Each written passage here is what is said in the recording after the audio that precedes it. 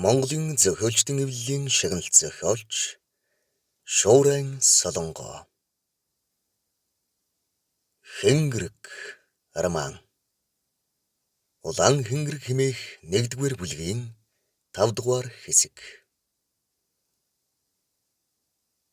Ням хишгийнх хуучин бууцсандаа айсуу өвлийг хүлээн харган шавг түн өвлийн бэлтгэл хийж байлаа. Оюун цэцэг бүр цонхийн царай алджээ. Хэдий дүүн хамт байвч тэдний ажил амьдрал хിവэр авч шөнө болохоор л айдас аимшиг эргэн. Эгч дүү хоёр хүм мэдэхгүй хачийн юмд эерэгдээд бүтэн сар болж байлаа. Шөнө боломгц үзэгдэх бийгүй олон чонс ирж ясанд янгинтэл улин дуудаад болдгүй юмсан ч. Өглөө үзэхэд гэрийнх нь бүрээс сээчигдэн урагдсан байна. Сүрэг чон ирээд дээвэр дээгүүр нь гүргээд байна уу гэлтэй. Тэр болгонд жаал охиных нь бие сонирн болж үлэн гэнах тоон руу харж инээх зэргээр айлгана. Бүр өөрөөс нь босчгүйгээд гэрийн хаяг ширтэн тойрч мөлгсөн тохиолдолч бий. Ням хишиг буу шийдэм тавьж гэрээ тойрон үзэгдэж харагдахгүй амьтастай тэмцдэг байсан бол одоо гэрт нь орж ирээд гүйж байлаач нам унтаж байх болж.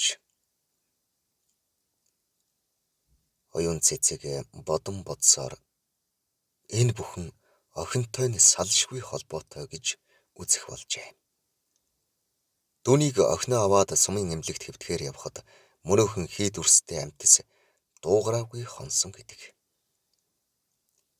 Тиймээс эндээс явах буюу үз чардаг хүн амтнд үзүүлж харвал арга олдох юуна магад гэж охиныхон эцэгтэй нь ярилцжээ. Охины эцэг сумын дарга агаад гэр бүлтэй 3 хүүтэй хэдий ч газар дээр төрсөн ганц охин нууцхан хайрлах оюун цэцэг хоёроос сэтгэл буруулсангүй. Шарав үе давхин ирж хонох бүрт өнөөх улаан дуудлага бүр ихсэн. Гэвч өөрт нь юу ч дуулдахгүй аж. Шарав ганц охиныхон эхийн турж ицсэн байдал дүү ням хишгийнх нь гайхшрангуй ярианаас тийм үнэн явдал болоод буйг мэдсэн аж. Гадаа тоглож байсан охиных нь машин айсвэ гэх дуунаар оюун цэцэг гэрийн дээлээ шалуухан сольж шин цай тавилаа. Тэгтэл сумын даргын жолооч орж ирэн дээшч суулгүй. Таныг охиноо аваад яаралтай эргэж шарав дарга явууллаа гэхэд оюун цэцэг иг маг хийж яаралтай гэв үү гэсэнд тэр жолооч үргэлжлүүлэн ховдын дарих дайрч явна гин одоо хөдлөх гээд байна бушуу иргэсэн гэв. Оюун цэцэг санд мэнд цэрв охиноо дуудаж хувцслаад малд явсан дүүдээ ширээн дээр захил бичин орхиод яаран гарав. Тэд цаг орчимд авхисны эцэст суман дэрвэл сумын гуанзны өмнө нэг ачаата машин зогсох бөгөөд гуанзнаас охиных нь эцэг шарав гарч ирэн бушуул хэмээн даллсаар дотогш орволов. Орвол нэг ширээн цагаан дээлтэй нэгэн эмэгтэй сууж байлаа. Тэр толгой өргөн харснаа хамт суугаа хүмүүсээ гараад суу би удахгүй гэхэн дуулдав.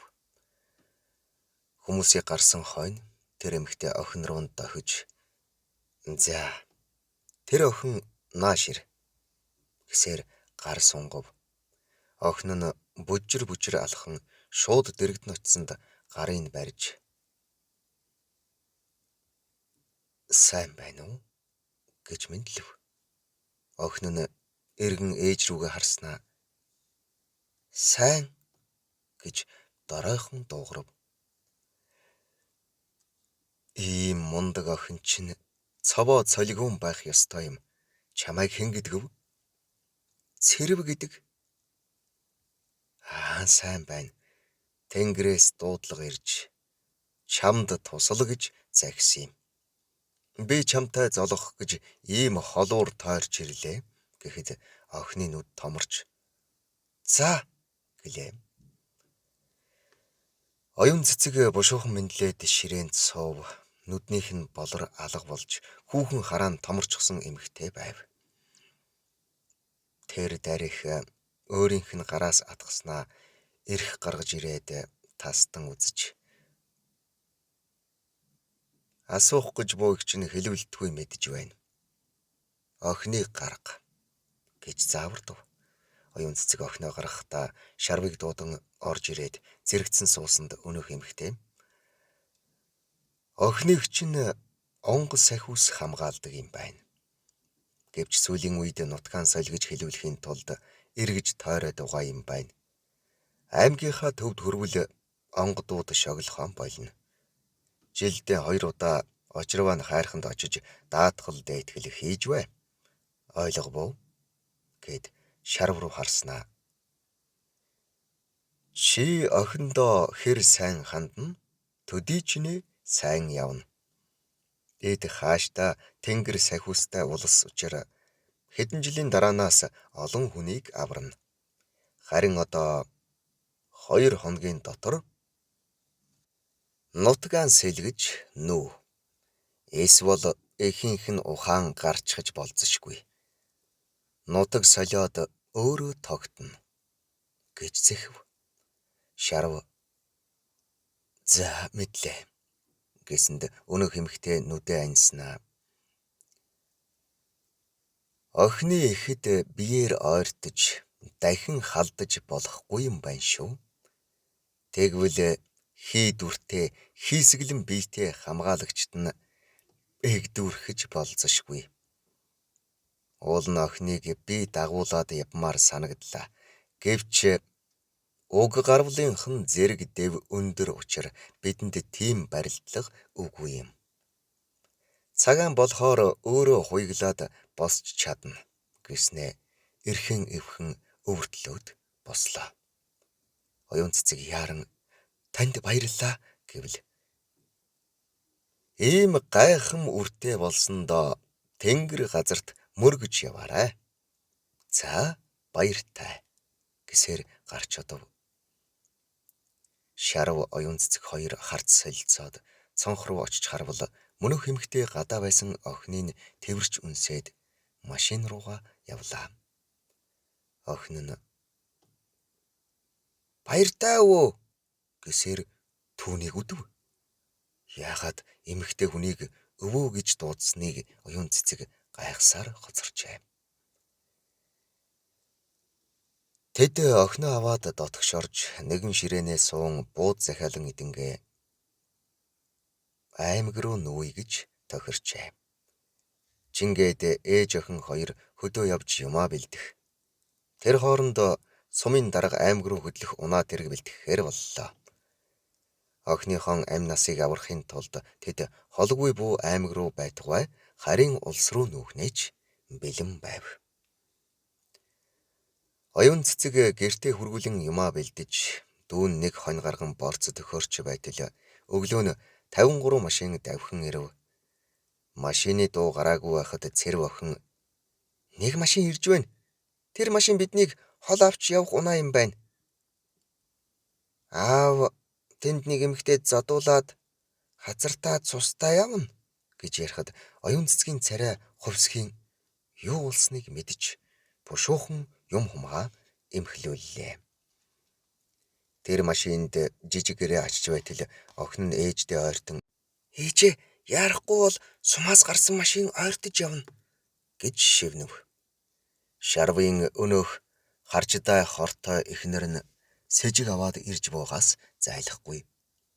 Хүн чанар гэж хялгаснаас нарийн тэр эмэгтэйтэй юугаач ярих вүлээ. Нялх бүрийнхээ дэргэд бузар булайгаан дуудуулалтай нь биш. Боож баглаж байсан бүхнээ машины твш рүү шидэлж гарав. Айл болох гэж байгаа хүнд тогоо шанах гудас хөнжилгээд хэрэг болох зүйл бишгүй. Машин гараад ирлээ гэсэн сургаар авдарт байсан 2 торгыг авч өвөртлөөд дүүгэн хальт мөлт үнсэн кабинд сууж "Мишка ахын хаваарл байна. Аян олдвол очоорой. Хүнс залгуулхаа мартав. За тэгээд сайн сууж байгаарай миний дүү. хүн амтан асуувал дүүгийн би муудаад явсан гэхээ мартваа хэмээгээд бушуухан хөдөллөө. Дүү нь машиныг даган гүйж "Эгчээ би болохгүй бол араас чинь нүүж очино" гэсээр хоцров. Дүү нь гэрээсээ сүү гарган өргөх нь харагдана. Хүний амьдрал цагаан тулахаар агшин хормоор хэмжигддэг нь энэ ажээ. Өнөөх 69 машин араас нь улайр нь нэхэж аснаа. Газар шаасан мэт тоос нь гоцон үлдэхийг харав. Оюун цэцэг аймагт нагдсынхаа хашаанд бууж өөрний гуанзанд бэлтгэгч болж охиноо сургуульд оруулан амьдрал нь нэг үеэн бодвол тэгшрэх талдаа оржээ. Гэвч нөгөө талдаа охиных нь аливаа юмыг урьдчилан мэдэх нь улам нэмэгдэв. Шөнө унтах гэж байснаа тоон руугаа харж "Ээжээ, намайг нэг их том цэнхэрнүүд ширтээд байна" гэж айлгах аж.